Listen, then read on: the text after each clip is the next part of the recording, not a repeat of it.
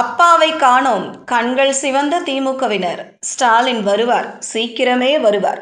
அடியோடு மாறும் களம். தமிழகத்தில் காலியாக உள்ள 6 சட்டசபை தொகுதிகளுக்கு விரைவில் இடைத்தேர்தல் நடைபெறவுள்ள நிலையில் ஒட்டுமொத்த அரசியல் களத்தின் பார்வையும் திருச்சி கிழக்கு தொகுதியின் பக்கமே திரும்பியிருக்கிறது. முதல்வர் விஜய் ராஜினாமா செய்த இந்த தொகுதியில் சென்னை கொளத்தூரில் தோல்வியடைந்த முன்னாள் முதல்வர் ஸ்டாலினை களமிறக்க திமுக தீவிரமாக வியூகம் அமைத்து வருகிறதாம். ஒருவேளை ஸ்டாலின் இங்கு வெற்றி பெற்றால் அரசியல் களத்தில் நடக்கப்போகும் என்னென்ன மாற்றங்கள் நிகழலாம்? தேர்தலில் சென்னை கொளத்தூர் தொகுதியில் முன்னாள் முதல்வர் மு.க.ஸ்டாலின் சந்தித்த எதிர்பாராத தோல்வியை திமுகவினரால் இன்னும் ஜீரணிக்கவே முடியவில்லை. அவர் சட்டசபைக்குள் வர முடியாத சூழலை இப்போதைய முதல்வர் விஜய் ஆளுநர் உரை மீதான விவாதத்தின் போது அப்பாவை காணோம் என்று சட்டசபையிலேயே நேரடியாக விமர்சித்து பேசினார். ஏற்கனவே ஸ்டாலினின் தோல்வியால் சோகத்தில் இருந்த திமுக தொண்டர்களை விஜயின் இந்த விமர்சனம் கடும் கோபத்திற்கு உள்ளாக்கியுள்ளது, எரிச்சலையும் தந்துவிட்டது. இதனிடையே முதல்வர் விஜய் தான் வெற்றி பெற்ற 2 தொகுதிகளில் ஒன்றான திருச்சி கிழக்கு தொகுதி எம்எல்ஏ பதவியை ராஜினாமா செய்ததால் அங்கு இடைத்தேர்தல் அறிவிக்கப்பட்டுள்ளது. மேலும் அதிமுக எம்எல்ஏக்கள் தங்கள் பதவிகளை ராஜினாமா செய்ததால் மதுராந்தகம், தாராபுரம், அம்பாசமுத்திரம், பெருந்துறை, விராலிமலை ஆகிய மேலும் 5 தொகுதிகளும் இடைத்தேர்தலை சந்திக்கின்றன.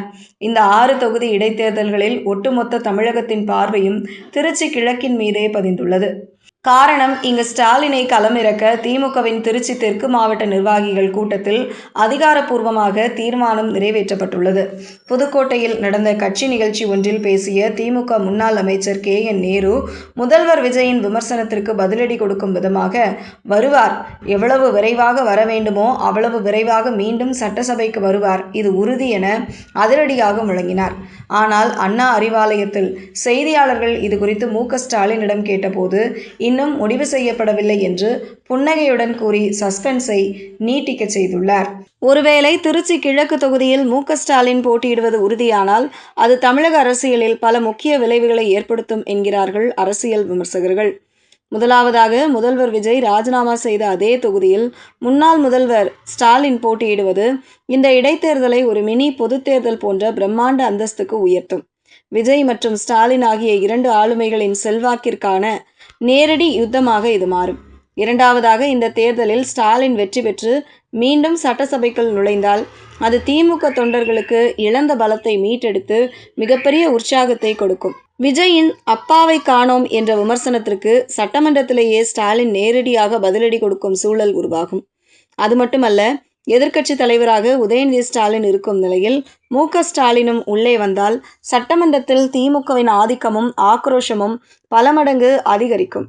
மூன்றாவதாக, திருச்சி எப்போதும் திமுகவின் கோட்டையாக கருதப்படும் ஒரு பகுதி என்பதால் அங்கு ஸ்டாலின் களம் காண்பது கட்சியின் வாக்கு வங்கியை மேலும் பலப்படுத்தும்.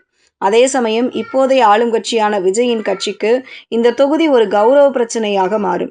தங்களின் முதல்வர் ராஜினாமா செய்த தொகுதியை தக்க வைக்க ஆளும் கட்சியின் விஜயின் விமர்சனத்திற்கு பழி தீர்க்க திமுகவும் முழு பலத்தையும் திரட்டி போராடும் என்பதால் திருச்சி கிழக்கு தொகுதி இதுவரை தமிழகம் கண்டிராத ஒரு வரலாற்று சிறப்புமிக்க தேர்தல் போர்க்களமாக மாறும் என்று ஆருடம் சொல்கிறார்கள் நிபுணர்கள்.